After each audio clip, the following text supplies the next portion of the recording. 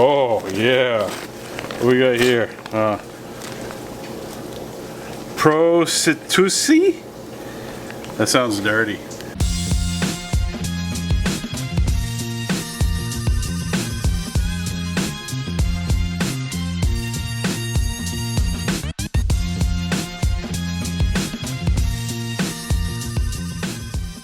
What is going on, guys? I think I hit the record button. I'm not sure. It's been a minute since you've seen this beautiful face. My beard is tight. The lights are off. Why are the lights off? You know why the lights are off? Because it's late. The store's closed and I'm still here and I don't get to sleep anymore. And yes, I am officially turning into the Mad Hatter. I got about 4 hours of sleep last night. Probably gonna get about 4 hours of sleep tonight. And we got some things to do. The work's not done. Just because the little open sign gets turned off doesn't mean it's time to go home. Not here, not at Corals Unlimited. Today we are setting up some tanks. We got tree, and then we're gonna have tree more down there. Sorry it's dark, but it's late. Power costs a lot, man. Like, it's almost as much as my rent. CMP, if you're watching this, you're not watching this, but if you are, I know what you're trying to do to me. I know what you're trying to do to me. Freshwater, we've been kind of pulling some things from the freshwater setup to kind of make our cut and dump saltwater section. There we go. I figured it out. Right there. That's going to be our cut and dump saltwater section right there. And you know, it's kind of slang for not quarantine saltwater fish. And I know that some of you are like, oh my God, Jeff, you're going to sell saltwater fish that aren't quarantined? Yes, I am. You know why? Because I'm tired of being the clownfish fun store. Okay, I need to have some other fish other than clownfish. And because the quarantine process is so long, and by the time I get fish out front here, they're gone. And then I'm just left with clownfish. I'm sorry, Mr. Storm. I don't mean it. But I don't want to look at you guys all the time. You know what I mean? So what we're doing here is we're basically building a very small little section, very similar to what we did with the freshwater section over there. And this is going to be all non-quarantine fish. Obviously, if they become sick, we'll move them out back. But you know, the customer is going to be very well educated on what they need to do. If they want to quarantine their own fish, probably better if they buy it through here instead of taking a fish that's already been through quarantine and then bringing it home and quarantining it. Or even, you know, there's folks out there, they just gamble. I mean, they probably get stuff at PetSchmo, so, you know, why not? It's gonna be a very late night, and I'm rambling already, so let's go. Pardon me, camera, you're right in the way. Paint's still wet. We're in a hurry. All right, so here is a better look at what actually we did here. As you can see, it is pretty much the same thing as what we did with the freshwater, a little bit different, some adjustments we need to make. But the idea behind this is to have individually ran or operated tanks. So in the event that we do get a fish that is sick with something, we're not completely wiping out our entire stock. And we still have the ability to individually treat the fish that we have in these aquariums. Not all the fish that we are going to be getting tonight are going to be going into these tanks. Some of these fish are special orders and they will be going into quarantine.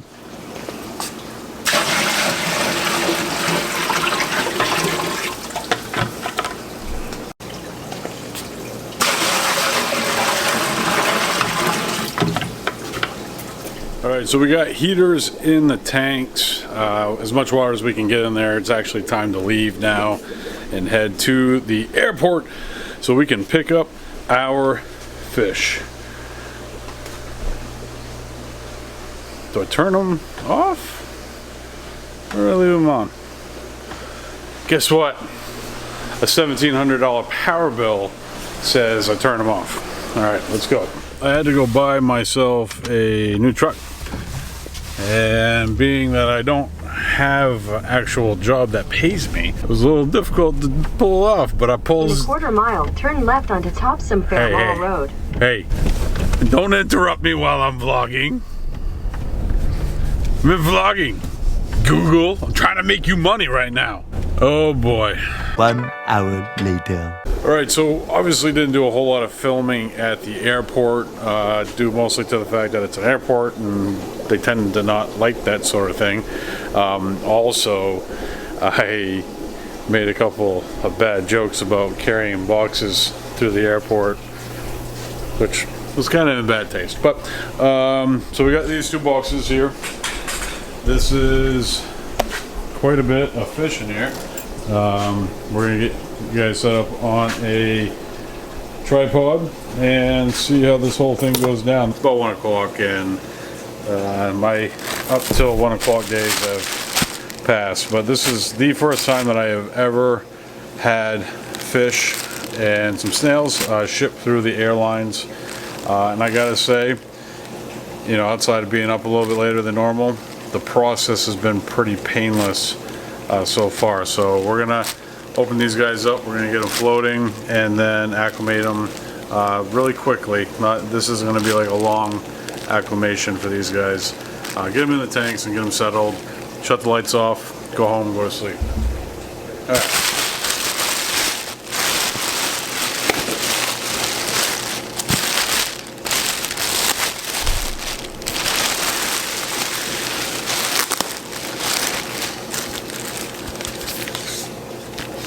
Heat packs, still nice and toasty. Yes. Yep. I know what all of this says, every bit of it. Oh boy.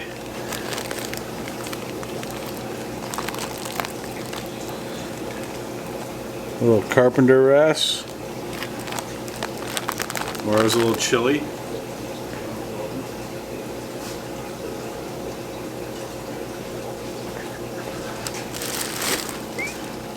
Oh, that's a big ol' sailfin right there. Bigums.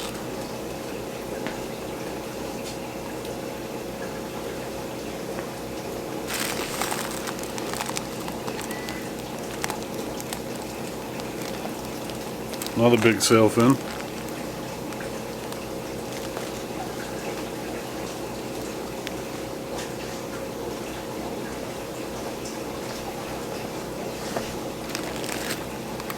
There's going to be a lot of sailfins, just so you know. Oh, we got a true percular clownfish. We got a little bit of carbon in there. Water's a little bit chilly.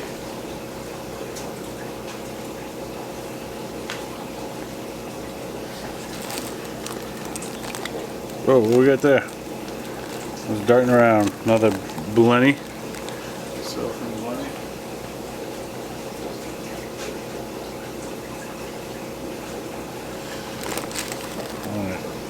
Oh, little red stripe. Potter's Angel, he's tiny.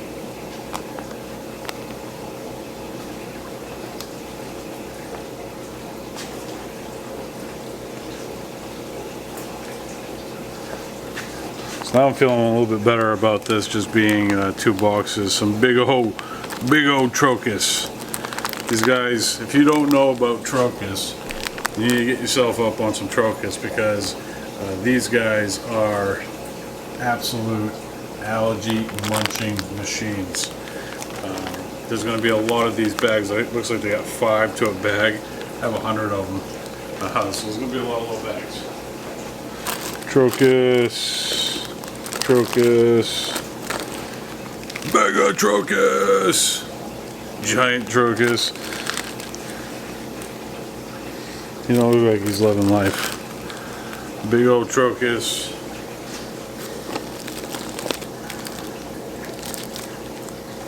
Oh, got a little devil. Got some devilfish in there. Devil. Uses the devil. Singular Trocus. Interesting.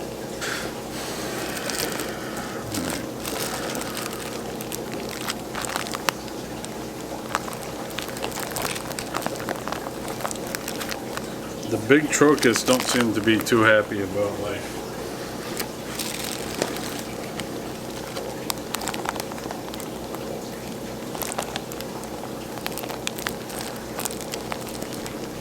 Big trochus, he's sticking around.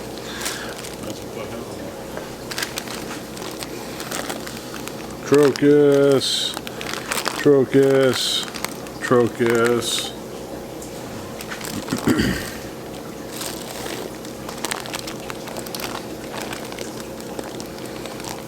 Man, these blennies are huge.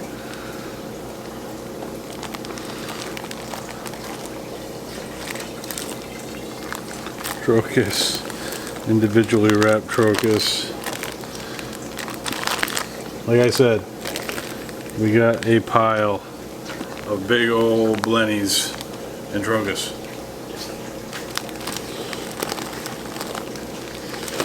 That's a bigger red stripe right there. A lot bigger than the other one. It's cool that they give you a little bit of variety in size. Red stripe, black tail, devil. He's a devil. Got a chocolate tang. Another chocolate tang. Stressed out. Jeez, I'm pro, man. These guys are huge. Biggest blennies I've ever seen. Alright.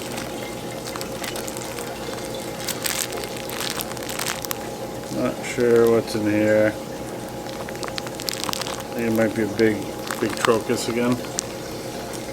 Got us a blonde naso. Pretty little fella. Big old carpenter ass.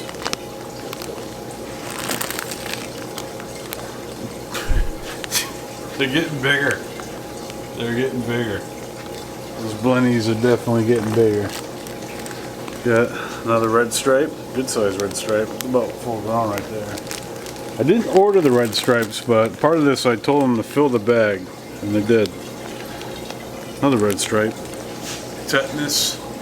Scissors. Box number 2. So far so good. I think there's only one fish out of the whole bunch that was kind of questionable, but we'll give him some care and see if he can snap out of it. The water is a little bit colder than I'd like it to be.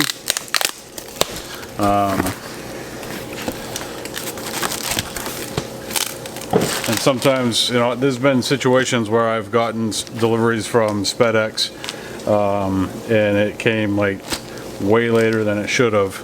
2-day shipping, and it was during the winter. It was actually the one delivery that I attempted to do during the winter, and I had a box of fish show up late, and I literally was throwing them into the coral flats with the lights on to try to warm them up. And I know you don't really want to warm them up that quick because it can kind of shock them to a degree, but I found that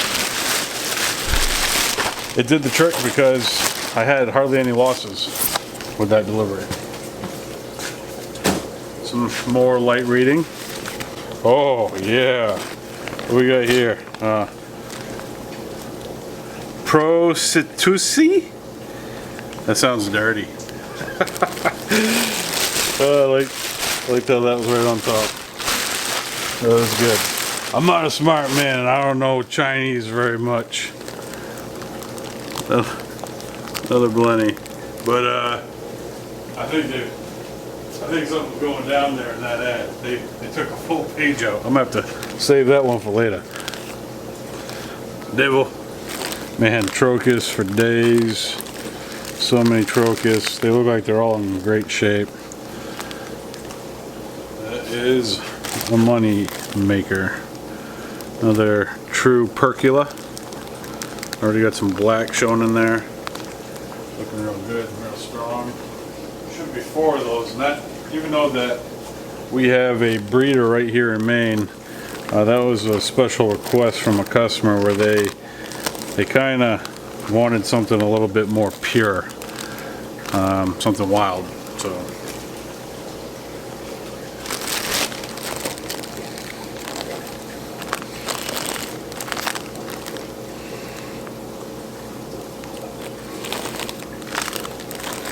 trying to cherry pick the Trocus. Yeah, here.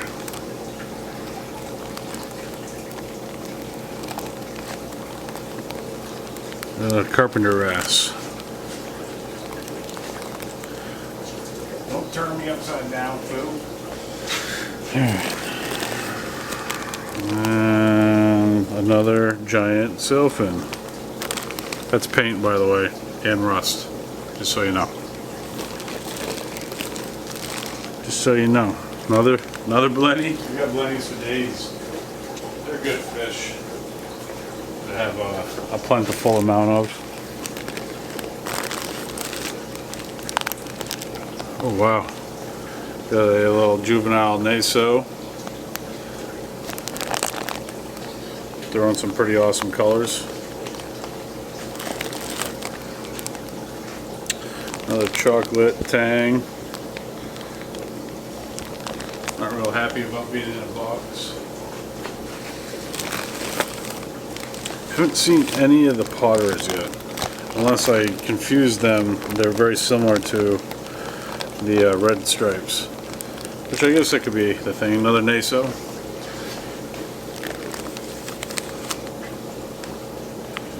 Got a red stripe, looking a little rough. Getting them warmed up. Another true perk.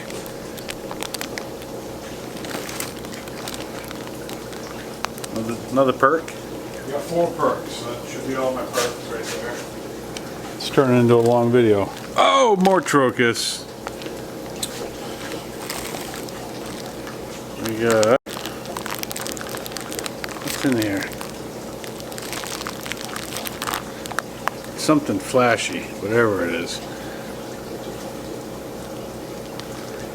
Another carpenter wrasse. That's about right. I'm not real good at counting, but I think that's 4 of them. Didn't realize I ordered that many. And looks like we got our first DOA. Chocolate tang. That's pretty good though.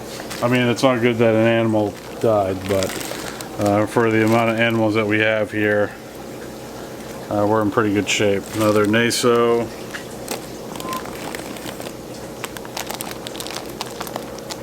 Another blenny, giant blenny. Another blonde. Looking very, very healthy. And last and not least, one more blonde. Looking very healthy. Alright guys, so that was a total of like 40 fish, north of 40. I think we were like 45. We got 100 Trocus in.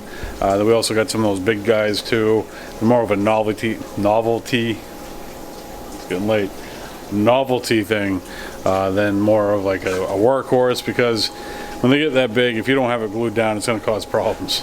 But right now, we got everybody floating with the lights on.